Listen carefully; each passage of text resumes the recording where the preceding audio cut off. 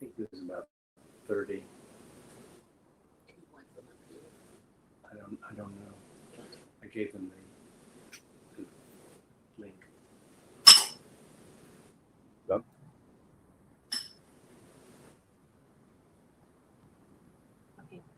Okay. Okay, Freddie. Ready? Yes. Okay. As I told you, I will give some words to the students, and then you introduce yourself and start with your class. Is okay? Yes. Okay. Caros estudantes, nós temos a honra e o privilégio de ter conosco, embora à distância, o professor Frederick Kellogg. Ele é um nome famoso na história do direito moderno e contemporâneo americano. Ele foi professor da Georgetown University e também um senior fellowship da Fulbright. E nós temos uma relação muito estreita, sólida e, sobretudo, produtiva com o professor Kellogg aqui no Recife há praticamente 10 anos, onde ele veio pela primeira vez aqui a convite nosso para participarmos de umas atividades no então Departamento de Pós-Graduação da Federal de Pernambuco, e a partir daí nós criamos o chamado Colóquio Internacional de Pragmatismo. Esse colóquio vem se realizando de 2 em 2 anos, e hoje esse curso que vocês vão assistir é uma deferência que o professor Kellogg está fazendo aos ouvintes, aos alunos e professores brasileiros, e, para muito orgulho meu, com referência especial ao meu nome. Essas palestras são dadas, ele chamou de lectures, ou conferências dedicadas ao professor George Brown, o que muito me honra e me engrandece, embora eu sinta que não sou tão assim capaz e adequado para receber tal tipo de homenagem, mas de qualquer maneira eu estou absolutamente feliz com essa presença do professor Kellogg aqui, e também com essa homenagem que ele está fazendo, não só a mim, mas está fazendo a todas as pessoas que o conhecem e as instituições com que já trabalhou, a Faculdade de Damas, por exemplo, que ele deu uma notável contribuição às vezes que aqui esteve, e desta vez a Faculdade de Damas está, então, patrocinando, digamos assim, a esse curso de extensão, com a presença de vocês, de que desde logo eu agradeço. Ok, Kellogg, agora eu vou pedir ao professor Kellogg que faça uma introdução. Eu quero dizer a vocês que a tradução dessas conferências será enviada a vocês em tempo hábil, para que vocês não só ouçam isso, mas também, mais tarde, possam ler e acompanhar o raciocínio, o pensamento do professor Kellogg. Ok, muito obrigado. Com a palavra, professor Kellogg, can you start, please? Estamos To our house the library of our house in Washington, D.C. Can you all hear me? Yes? These lectures are dedicated to my good friend, Professor George Brown, who was instrumental in bringing pragmatism and John Dewey to Brazil. His many honors and accomplishments include a master's degree from Vanderbilt University, Doctor of Philosophy at Tulane University in the United States, degrees and awards in Brazil, as well as in the UK, Germany, and Portugal, too many to recount here, and formerly rector of the Federal University of Pernambuco, Secretary of Higher Education. These honors are all secondary to, I think, his personal brilliance, his originality, and his example. Many of you are aware of these through the research group on pragmatic philosophy and legal pragmatism, which continues to the present and which brings you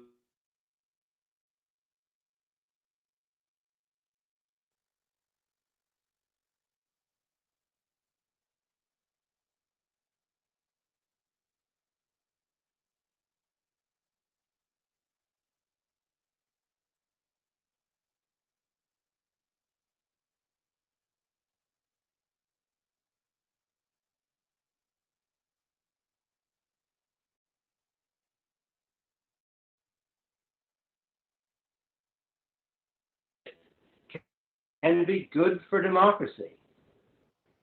But I want to examine how our interactions in everyday life, even our arguments and disputes, can and do contribute to a democratic form of life and even self-government. Surely we now live in what has recently become a novel, yes, crazy world of instant communication, social media, and polarization. This polarization is the very essence of conflict. So perhaps we need to understand the nature, the dynamics of conflict itself. We need to reckon with it, not just as a political phenomenon, but as a diverse one, including the many large and small and constant conflicts of all kinds and all levels of society. Dispute may cause violence and war, but in lesser degree, it is also a leading source of information about public problems. If so, dispute, if we understand and address it properly, could actually be a path out of chaos and uncertainty. Understanding conflict might also offer a path around new challenges like we will see that conflict itself has changed. It has been transformed with the emergence and development of civil society. Conflict may be with us to stay, but it is not a monolith. It is driven by human habits and beliefs, and those are subject to adjustment and change. Elections are important, but they take place within a context of ongoing dispute, and even new legislation comes from context. In other words, electoral democracy might not even be successful without disputes between various groups of individuals and their ongoing resolution. So, how does conflict work? It is not on the curriculum. It is rarely part of academic discussion. Instead, it is often assumed to be a problem, a dysfunction, not part of constructive discussion. We have much to gain from knowing more than we do of conflict among groups of individuals. What should you expect from these lectures? There will be much talk about dispute in philosophy, political theory, logic, ethics, and law, very different fields. And to tie these together, I will start off today with 3 short quotations from important figures. And yes, they conflict with each other. However, together, they will help me to underline the relevance of conflict at a very general theoretical level.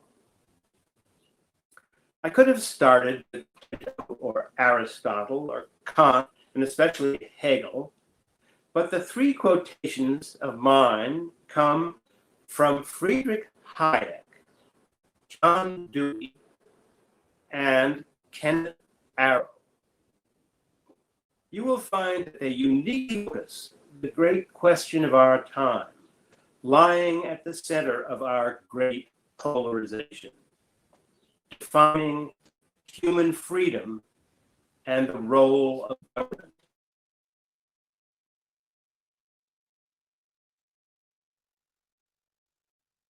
And Dewey, the great pragmatist.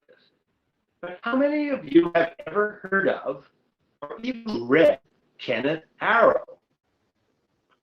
Arrow was professor of economics at Harvard University when he received the 1972 Nobel Prize in Economics. 5 of his students have gone on to receive the Nobel Prize. I first heard the name Kenneth Arrow in hushed tones when I was still a student, in connection with the famous Arrow general possibility theorem.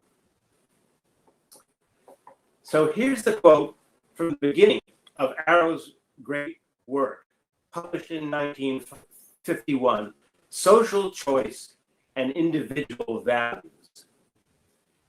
And he writes, quote, "In a capitalist democracy, there are essentially 2 methods by which social choices can be made.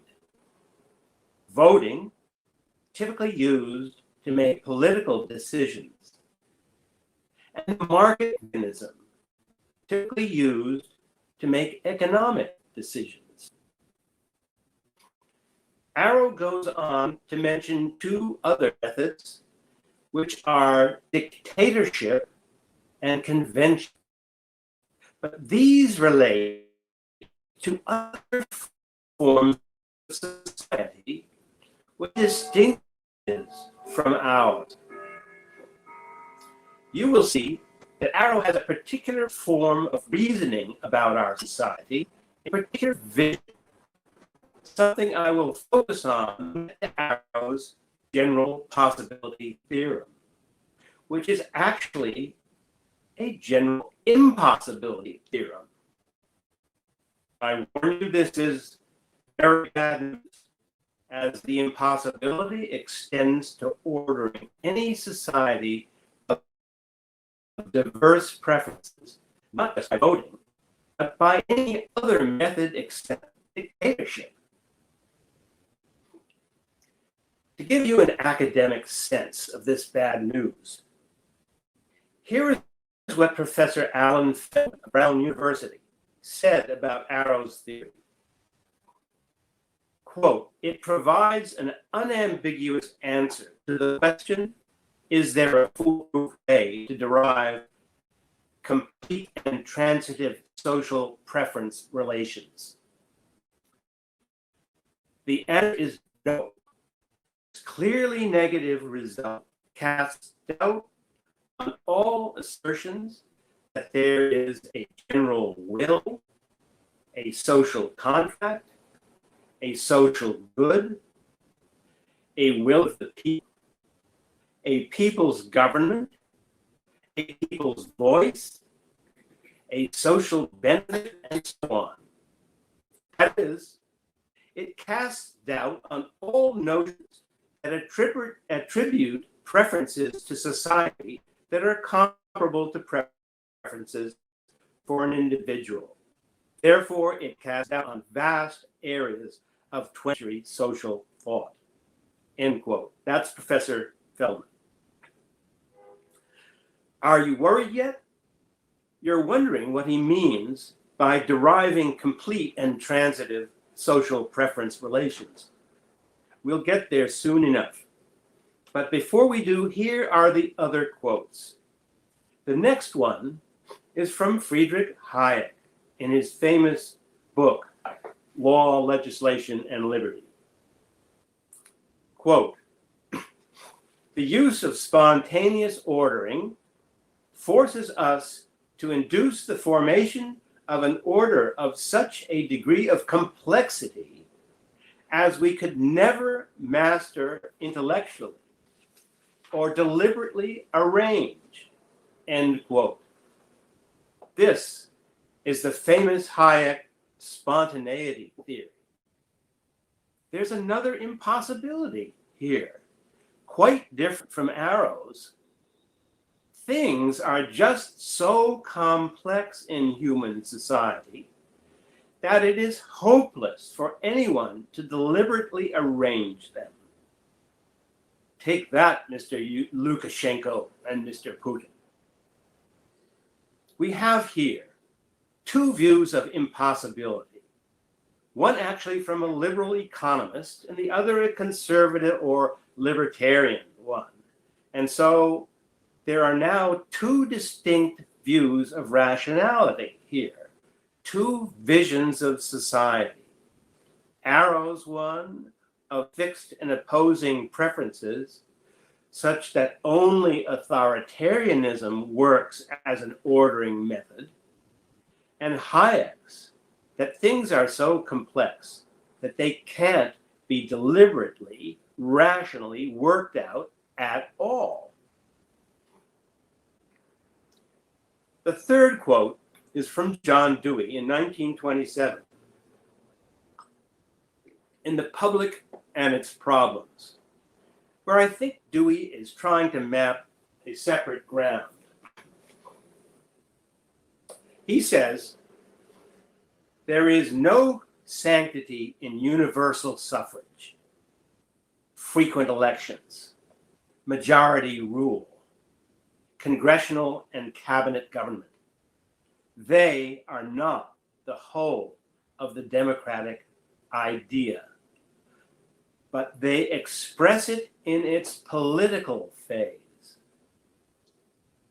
Regarded as an idea, democracy is not an alternative to other of associated life. It is the idea of community life itself." That's John Dewey, 1927. Nice words, I dare say, but where do they take us? We'll discuss that more in later lectures, but please note that Dewey's work was titled The Public and Its Problems. Keep in mind the notion of problems, because I want to distinguish that idea from Arrow's focus on preferences and Hayek's focus on spontaneity. You have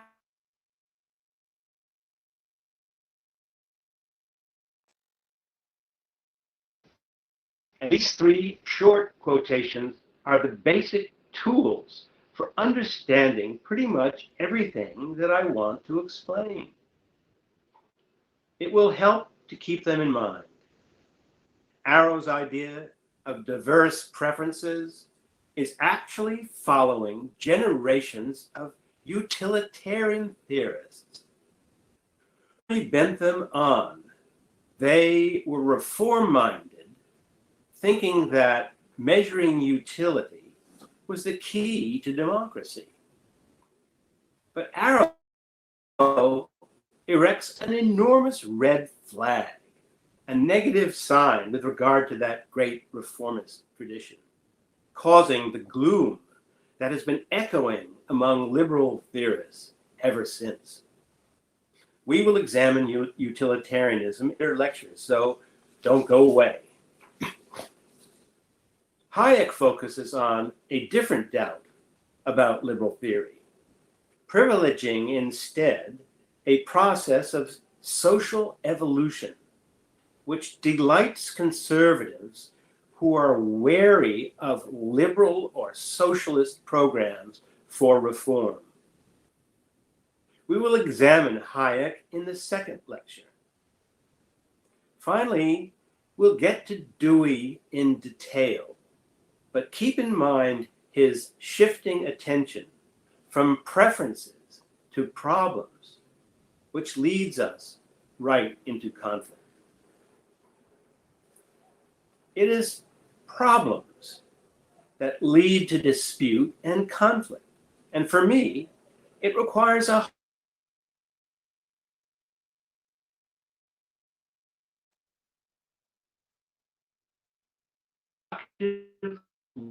of social dispute and conflict. Induction, as you know, goes back to Aristotle.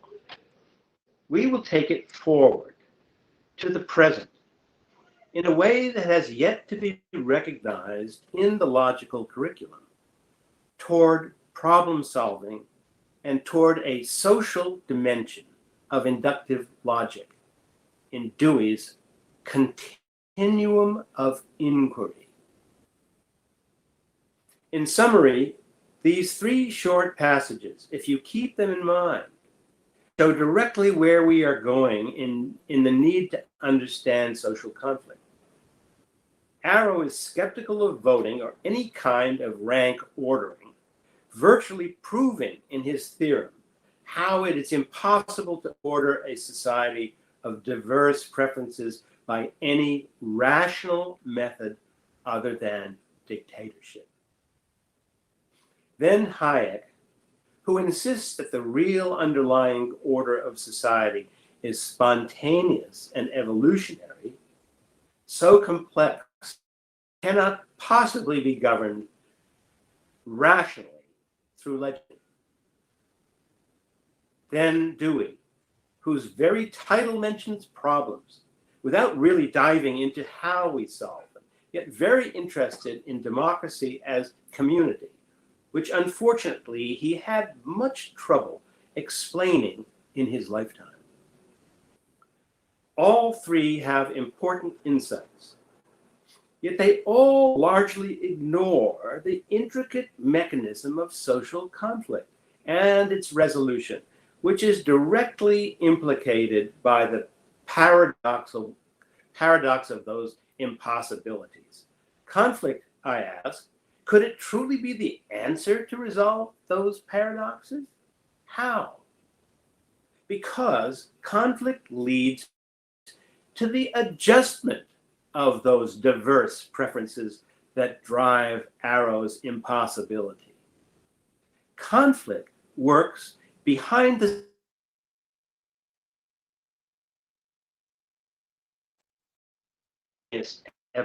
evolution. And conflict fills in Dewey's interest in organic democracy by providing a detailed vision of how any community survives and resolves its problems. Conflict works both in and outside government. By examining conflict, we shed light on the other aspects of self-government than those that work entirely through the legislature or the executive state and its bureaucracy.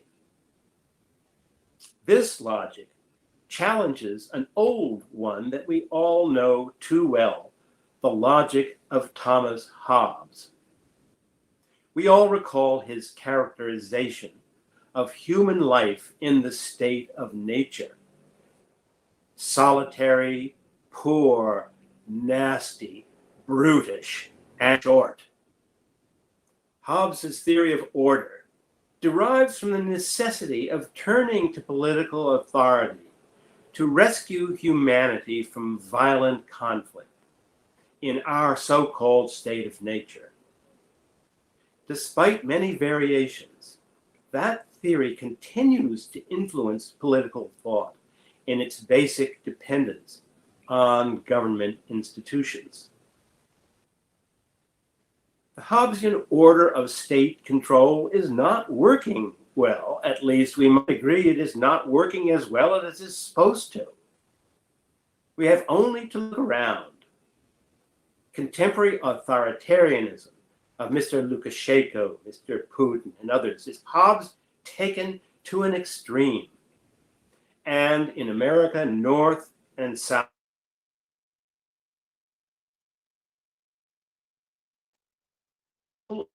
order that political theorists have always hoped for. Dewey's pragmatic vision is less dependent on the state, and it can help us find another theory of order that can provide more realistic grounds for human understanding and realistic hope. Conflict resolution is complicated, but by starting with uncertainty, I will do my best to make it clear. What is uncertainty? How can we describe it? What about it is true and real for us? The answer that I will suggest is to see that uncertainty is actually related to conflict. It's an aspect of conflict, especially of social conflict. Uncertainty is a stage, a phase in the process of an eventual transformation.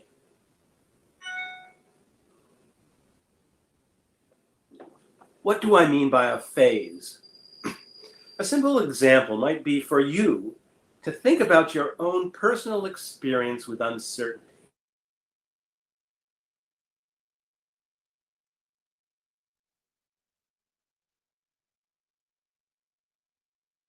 Was it a burglar, or perhaps an unusual puff of wind? You either lie in bed worrying, or you get up, inspect, and you find a loose window shutter. You have passed from uncertainty through a first phase of anxiety and doubt that involved two or more conflicting possibilities. Then you fix the shutter, and the uncertainty ends in discovery and resolution.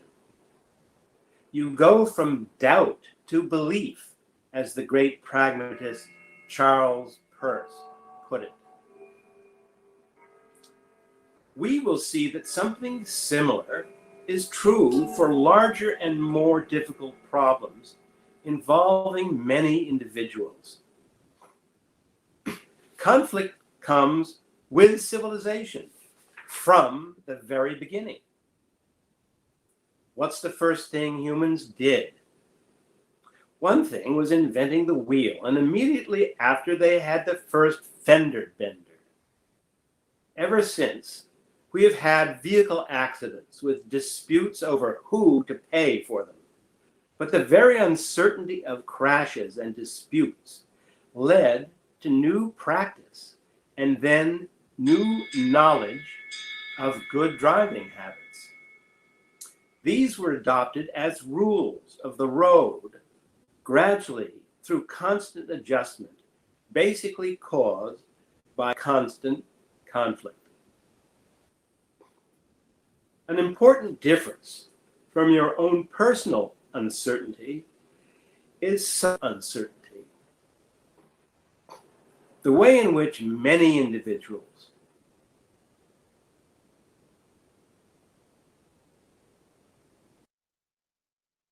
turn conflict, a period of comparison between opposing possibilities. You could call that an internal conflict. With groups of individuals, conflict gets out in the open. That comparison you made between possible causes of the noise in the dark is simple, but social doubt comes with complexity, and simple comparison is unavailable. Social doubt has to go through dispute and conflict just to be defined before being resolved. It is more than just noise and takes more than simple comparison or even rational discussion or debate to resolve. Why? Because human habits are involved and they often conflict. Resolution takes coordinated action. You had to get out of bed. That was easy. When society has to respond, it's more difficult. It must mobilize. The uncertainty has to be addressed. This is true of minor disputes, on up even to great ideological divisions. Society depends, it runs on patterns of conduct, habits, and beliefs. All these get shaken constantly by social. It is then a process of society either falling apart or learning new things. How did the human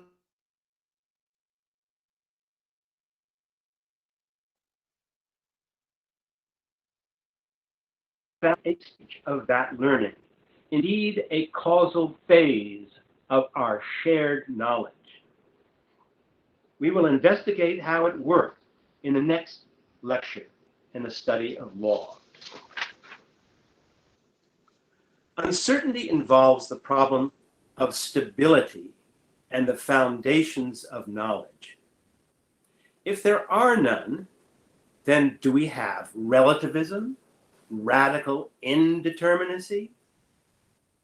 This is a question which has a long tradition in analytical philosophy, seeking abstract solutions like Kant's reasoning and Hegel's synthesis.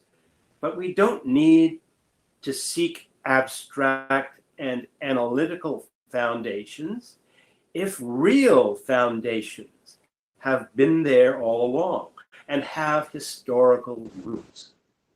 We need to be reminded that the actual foundations of our knowledge are in constant need of understanding and repair.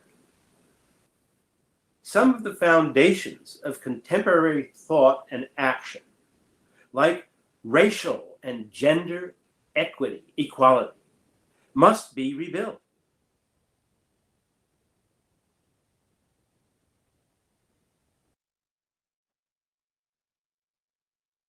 It must be dismantled and replaced. My thesis is that understanding how conflicts adjust preferences can clarify how systems, such as they are, do adjust and rebuild in larger and in smaller levels of opposition and dispute. Rather than one fixed system that needs to be dismantled, there is a massive inertial collection of semi-organized habits of acting and thinking that can be influenced, if not directed, by conflict and its resolution. This requires analyzing what social conflict consists of.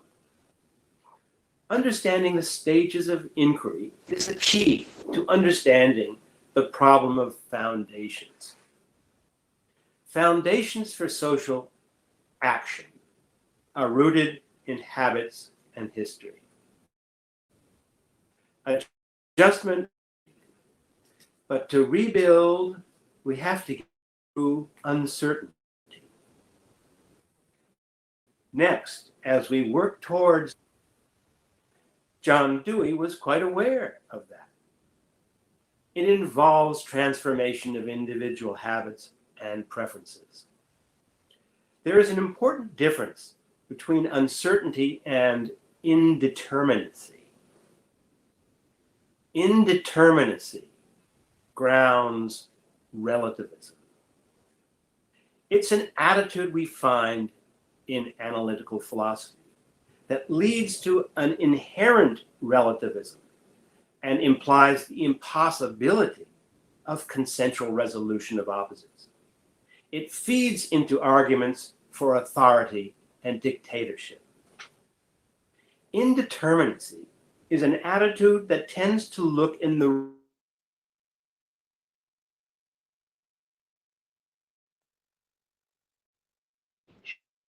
a condition that invites real work. I bring this up because indeterminacy is popular with philosophers, even today. A principal strain of analytical thought sees it as real, in part of logic, and also of law.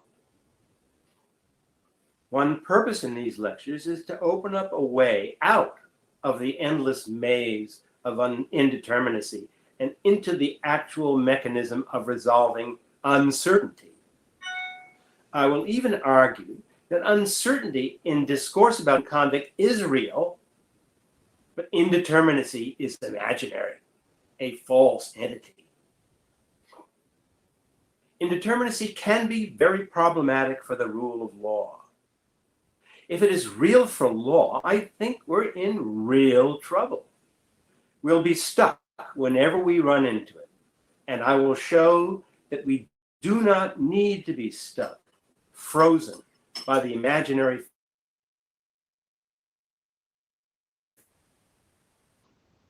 I can illustrate this now with a paradox. It comes from the 4th century BC philosopher Eubulides, the discoverer, or should I say inventor, of several paradoxes, including the Sorites paradox, which goes to the heart of the matter of uncertainty and indeterminacy. 2,400 years ago, Eubulides asked, what is a heap? For example, when do you get a heap of sand? When you start putting one grain of sand on top of another and continue to place more and more grains on top of each other. Or another example, when do you have a bald person? When you remove one hair after another from someone who is not bald. His argument was that heap is a vague word. And the paradox suggests to many philosophers that vagueness is real. But pragmatism recognizes that all words are used in context. Let's assume that heap is mentioned in a contract that says every worker will receive a heap of wheat for a day's work. It may sound unrealistic, but there are many vague words in the law. Here's how it would be resolved. Some workers would sue, showing small heaps to a judge with the claim that they were getting less than a proper heap of grain. The judges and juries deciding these cases would say that various small amounts are not sufficient, while other large amounts were enough.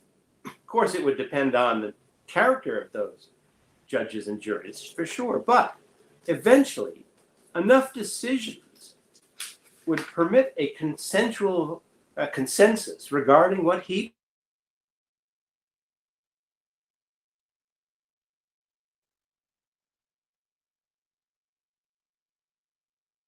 those workers have for the eventual judgment.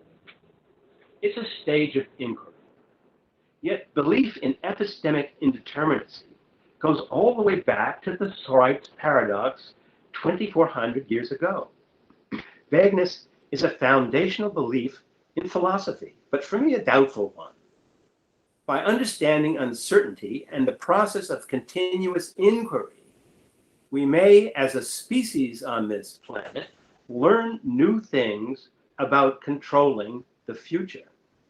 We may further our ability to anticipate rather than react. Well, now, how about our three thinkers, Arrow, Hayek, and Dewey? We are left with conflict and uncertainty. And starting with a careful examination of Arrow, we will get to Hayek and then to Dewey. On the way, we will discuss pragmatism, utilitarianism. and contemporary ethics. We saw that while Dewey focuses on social problems, Kenneth Arrow depends entirely on a rationality based on a rigid diversity of preferences throughout society.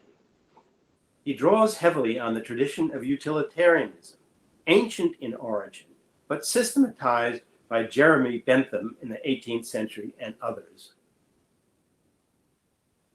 Bentham's formula had an end game of maximizing happiness.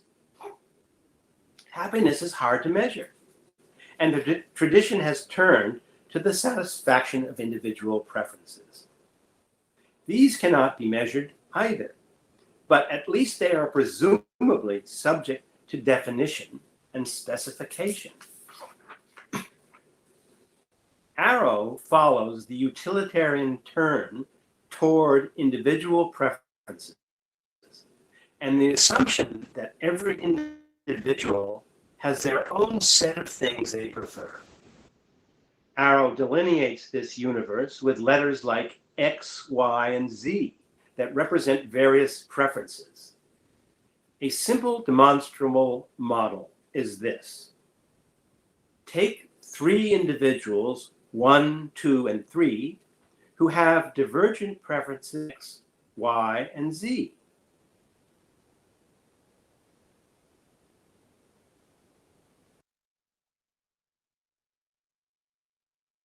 Or what other rational method might exist for resolving any disagreement. That simple math problem is the essence of Arrow's impossibility theorem. But wait a minute, did I just say disagreement? Surely the three individuals have different preferences, but how does Arrow know they actually disagree in the sense of possibly battling it out? I say he doesn't care to know. He doesn't consider the issue of actual dispute or deliberation. Why is this important? Because I will show that X, Y, and Z have to be assumed as actually unyielding preferences to fit his thesis. What he does posit is just that X, Y, and Z are different and distinct, and that they are compared simultaneously. But if individuals 1 and 2 actively disagree,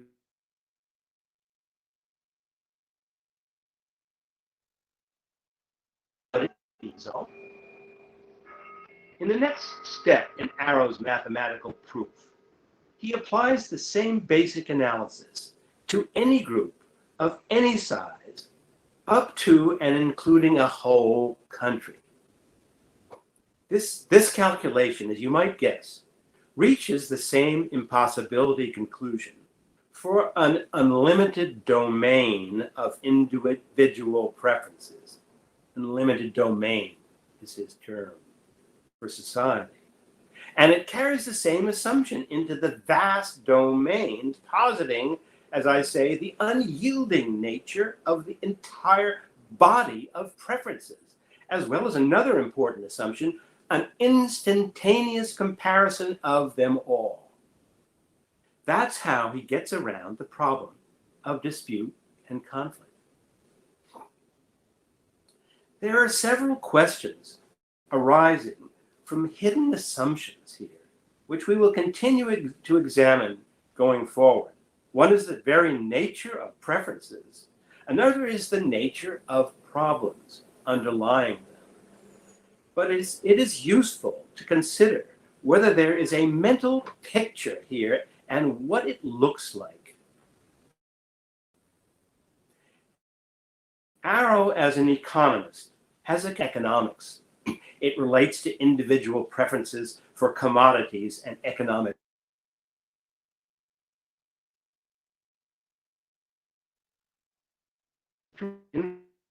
social conflict.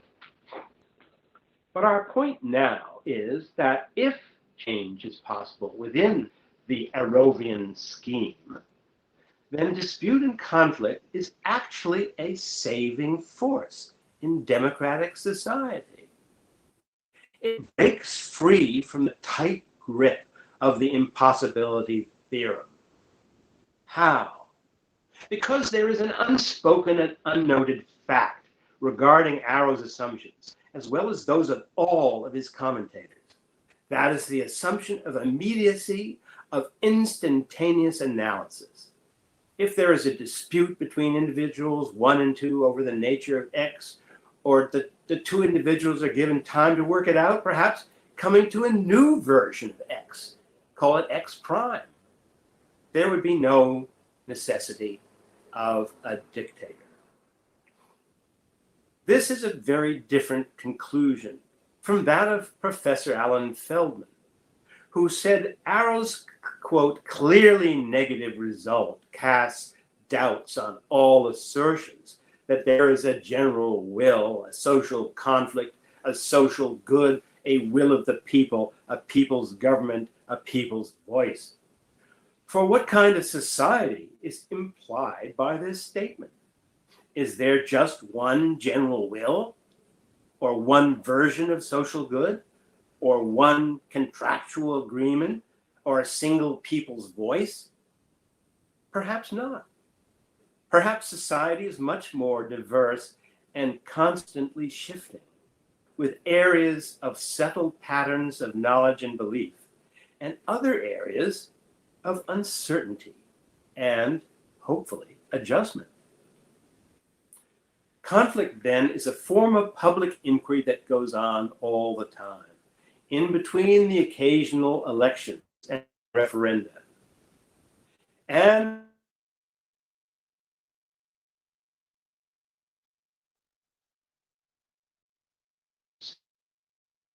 for an electorate, for a majoritarian vote.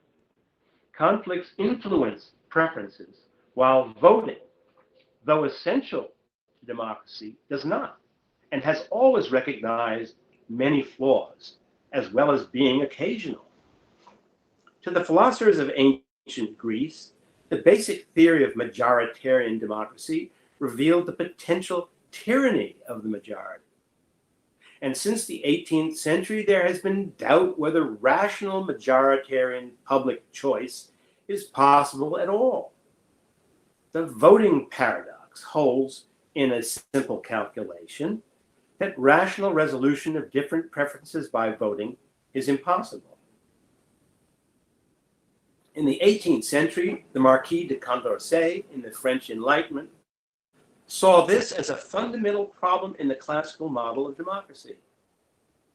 Kenneth Arrow extended in 1951 to prove to the satisfaction of the academic world that no rational system of ordering diverse preferences is possible other than dictatorship. But what Arrow meant by rational assumes fixed preferences, instantaneous analysis, and ignores the operation of social conflict. The voting paradox commonly draws on a simple demonstration. The 1, 2, 3, XYZ model, where 1, 2, and 3 are individuals with inconsistent preferences, denoted X, Y, and Z. It says, according to one summary, quote, assume a society composed of 3 voters, 1, 2, and 3. Further, assume that they are deliberating over 3 mutually exclusive proposals, X, Y, and Z. The voters must choose under a majority rule between proposals X and Y. Proposal X will win because both 1 and 2 prefer X to Y and will vote consequently. 3, who prefers Y, will be outvoted. If instead the electorate is presented with a choice between Y and Z, Y will win because that is preferred by 1 and 2. Now consider what happens if the voters are given the choice between X and Z. Z will win because voters 2 and 3 will vote for Z. The conclusion, the majority wants both X and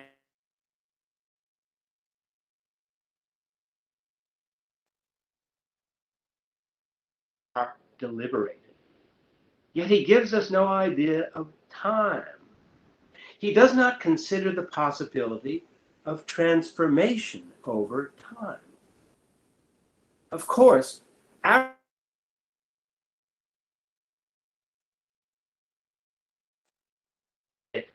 with their distinct preferences.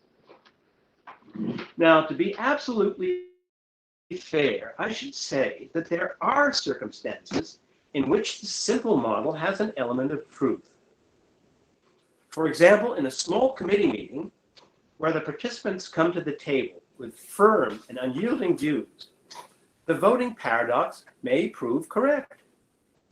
But let us be careful not to overextend our assumptions. The next step in Arrow's argument is to apply the same logic to society as a whole. There will be multiple individuals holding multiple preferences with no clear outcome from voting. Thus, Arrow in 1951 makes the error of overextending his base assumptions.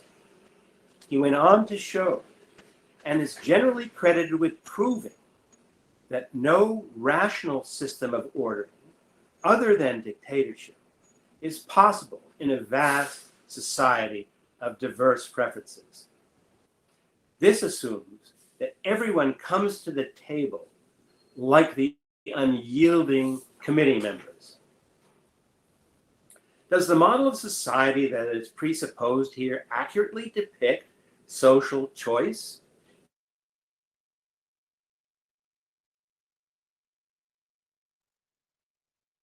The model is a society divided into fixed and comparable preferences, as if divided into groups all holding preferences 1, 2, and 3. The use of symbols removes any possibility of current preferences X, Y, Z, or any others having previously been subject to revision or change. And it rules out any continuing transformative dispute over X, Y, and Z, and all other preferences.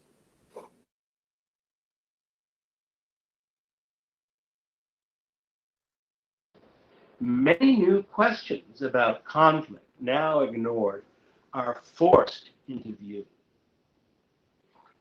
While presumably flawed democratic institutions operate intermittently, the interactions and disagreements of social life operate continually without pause. Debated. We should inquire how conditions of human survival, freedom, equality, and order may actually depend on conflict as part of democratic life.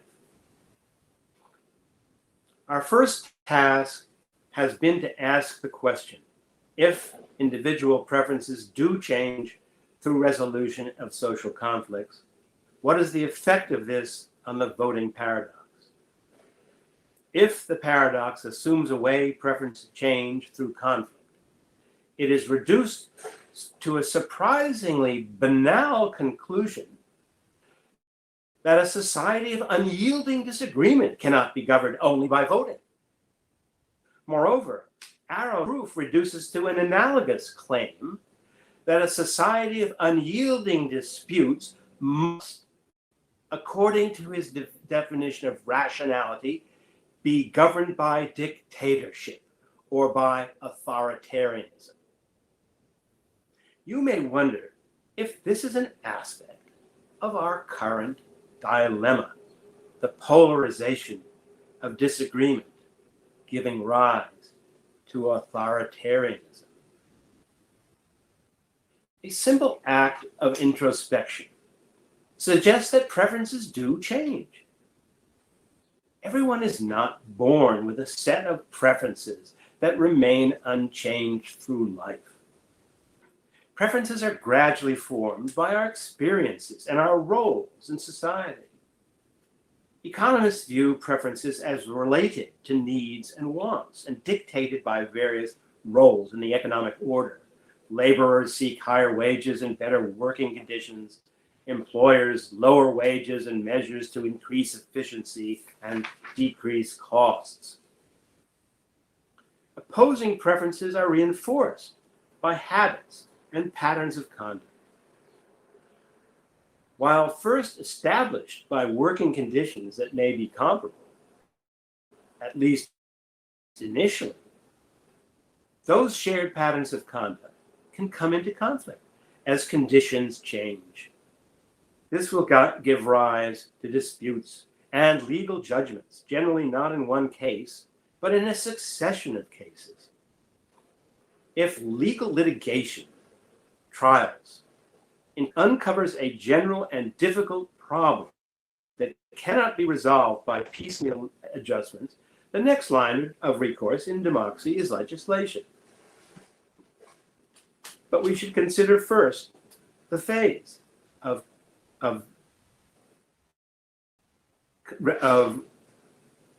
adjustment. A new dynamic for a democracy comes into view now. It involves the interaction between the emergence of disputes, their ongoing agonistic or conflictual inquiry throughout American society and Brazilian society, and the formal process of referenda and elections. In sum, democratic inquiry does not begin and end with voting. The voting paradox ignores the epistemology that is the source of preferences. The role, what Dewey calls continuum of inquiry. The model the universe of individuals is static within the period of inquiry and choice. The model tacitly presumes instantaneous choice in an unchanging framework. When I consider the implicit vision of society of Arrow, I imagine one that is drawn from what I might call a flash camera concept of society, of preferences, as if a grand all-seeing camera were to take a picture at once, oblivious to Dewey's vision of a set of problems under constant consideration and in stages of resolution in their continuing inquiry. I should mention a comment by the sociologist Amitai Etzioni of George Washington University, that if all preferences are fixed, says Etzioni, human freedom and human society is doomed. The problem set forth by Etzioni is, quote, to what extent we are creatures of history as against being free to chart our own course, end quote. You can see that he is reacting against both Arrow and Hayek here. He warns that our future is at stake in this question.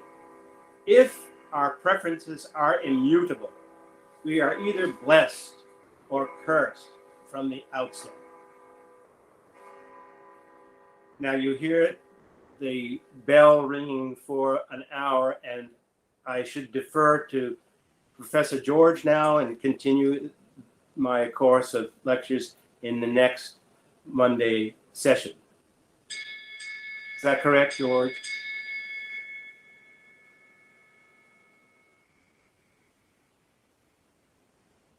George, you're on mute.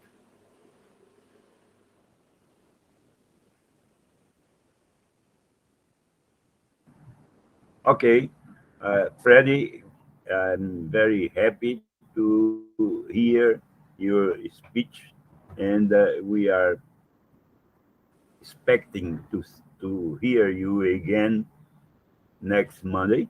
And once more, congratulations, very beautiful speaking. Thank you very much.